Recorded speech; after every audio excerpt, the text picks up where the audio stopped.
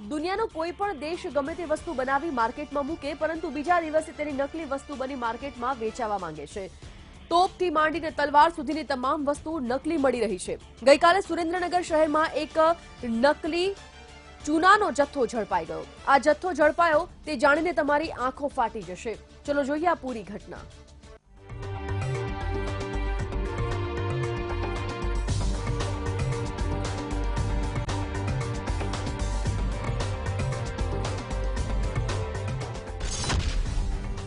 રહેણાંક મકાનમાં નકલી ચૂનાની ફેક્ટરી,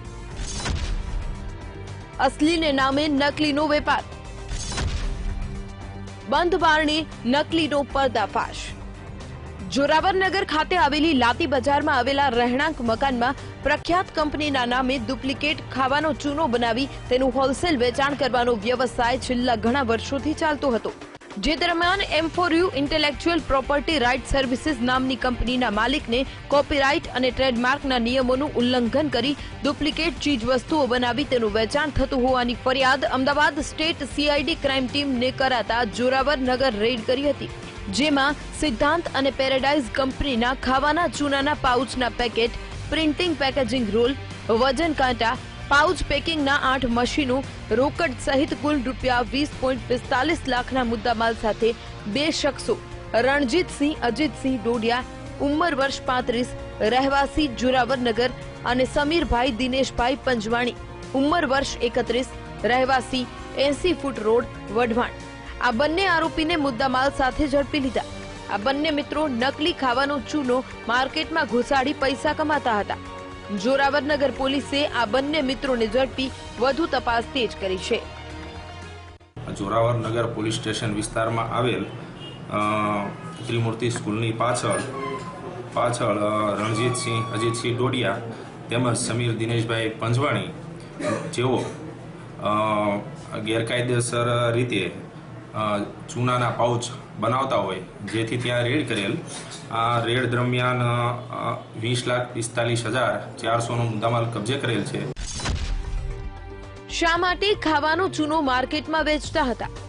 પાન મસાલામાં ખાવાનો ચૂનો લોકો ઉપયોગ કરતા હોય છે, જેમાં ખાસ કરીને પ્રખ્યાત કંપની સિદ્ધાંત અને પેરેડાઇઝનો ચૂનો નાખવાનો વધુ આગ્રહ રાખતા હોય છે।